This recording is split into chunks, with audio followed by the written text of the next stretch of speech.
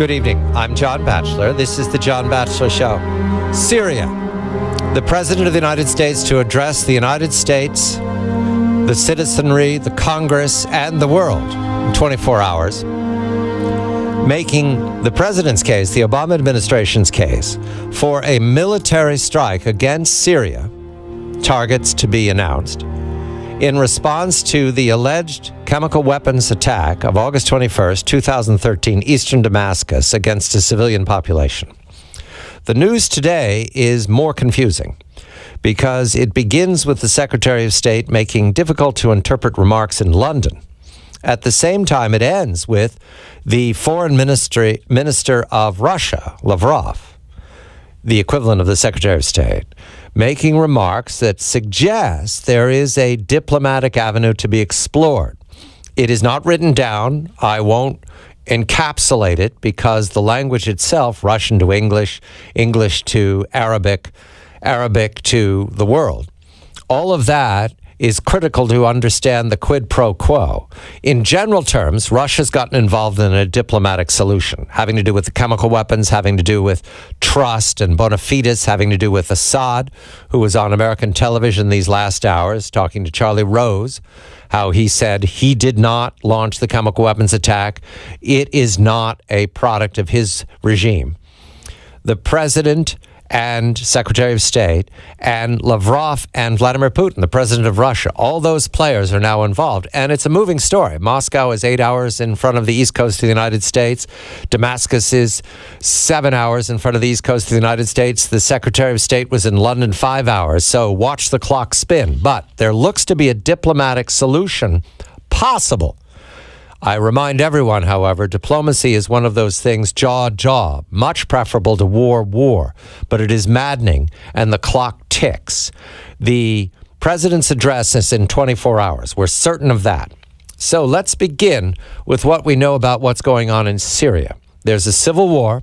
Involved in that civil war are groups that are called rebels, or loosely grouped as the Free Syrian Army. Well, there are many groups. There are dozens, in fact, and they have different names. It's difficult to interpret, but there's one great big one that comes up in the news reporting all the time, Al-Nusra.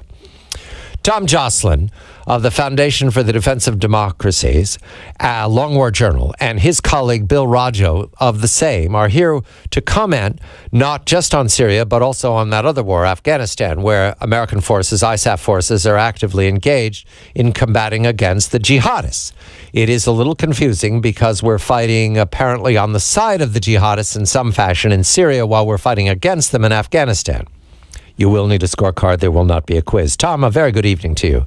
You are on your way to Washington to testify before a Homeland Security about Al-Qaeda, Al-Nusra's activities in Syria, in the Syrian civil war.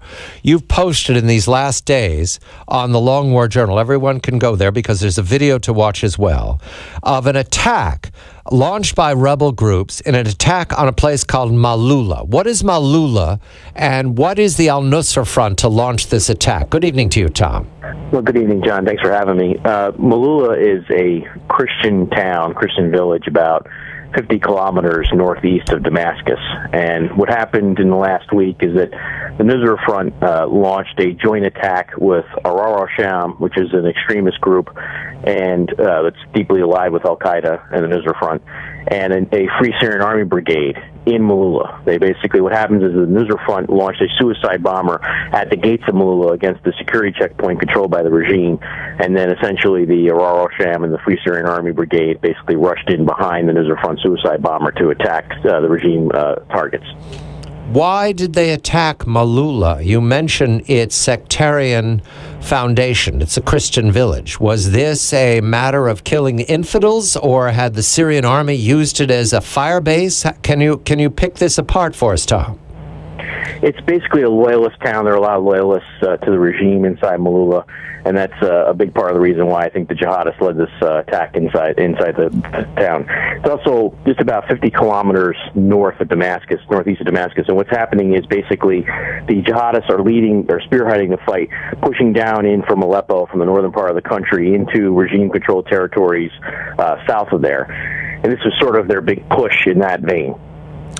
Al-Nusra, What is it, Tom? It's called jihadists, but can we be any more articulate than that? Oh, it's not just jihadists. It's directly an Al-Qaeda affiliate. They're openly loyal to Ayman al-Zawahiri, the head of Al-Qaeda. They openly report and answer to Ayman al-Zawahiri. There's a lot of evidence that Ayman al-Zawahiri has been in direct contact with Nusra regularly since their formation in December 2011 or January 2012, depending on how you look at it. Basically, this is Al-Qaeda in Syria. And really, right now, Al-Qaeda has two affiliates in Syria that are fighting side by side despite their disagreements over the chain of command. The Nusra Front is one of them. The other one is the Islamic State of Iraq and the Levant. And what's happening right now is the two of them are teaming up with what are deemed local jihadists. These are jihadists that are sort of from Syria, that are based in Syria. And they're using these local jihadist groups as sort of a way to magnify their impact on the battlefield. And when we count up the number of forces right now that are either directly fighting for Al-Qaeda or are allied with Al-Qaeda, it's easily in the tens of thousands inside Syria right now. Bill Roggio, the Foundation for the Defense of Democracy's Long War Journal, that other war, that other dynamic situation, ISAF in Afghanistan, though we're leaving major combat, the U.S. is very actively involved in suppressing a variety of jihadists, and one that is difficult to interpret because it doesn't fit neatly into Taliban bad, Taliban good, is the Haqqani network. Bill, a very good evening to you. You're reporting the death of Badruddin Haqqani, drone strike. Badruddin Haqqani, what significance? Who is he? Yes, Badruddin is a brother of Siraj Haqqani and a son of Jalaluddin Haqqani. Jalaluddin is the leader of the Haqqani network. He also is on the Taliban's top shura.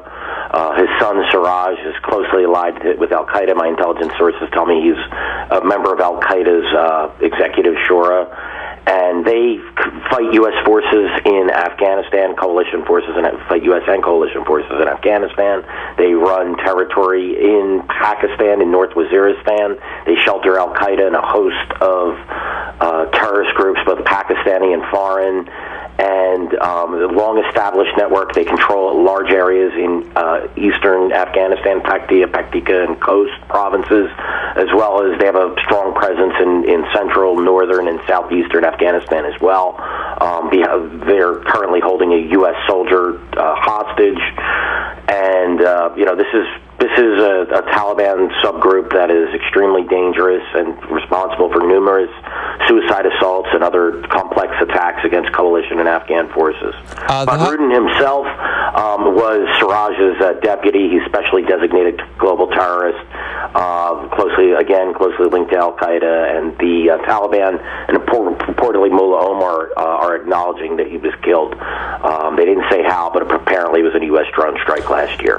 You note, Bill, one of your informants, Chief of State Department's Terrorist Designations Unit, told you that Badruddin was linked to Al-Qaeda fighters in Afghanistan, Pakistan, in the borderland area.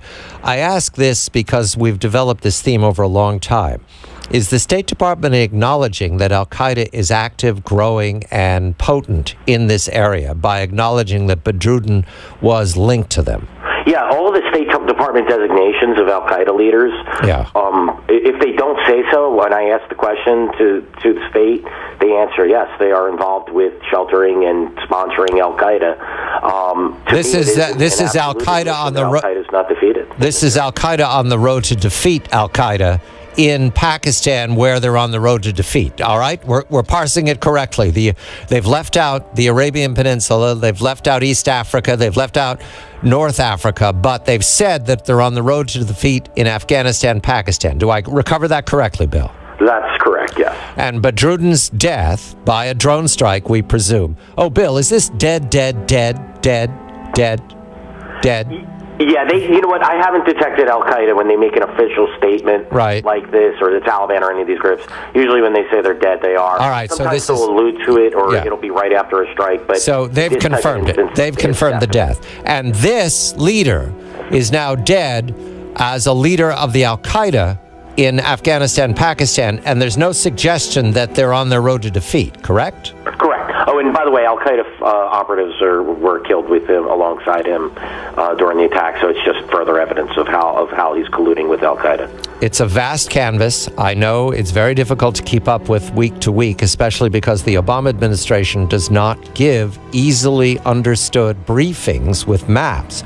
But the strike in Afghanistan-Pakistan border region is part of the same contest that Tom Joscelyn reports about Al-Nusra attacking a Christian village that's seen as a foundation for the regime in Syria. When we come back, we'll turn to more fighting in Afghanistan, Pakistan, and then we'll talk about Syria and the road ahead. Tom Joscelyn, Bill Roggio, I'm John Batchelor.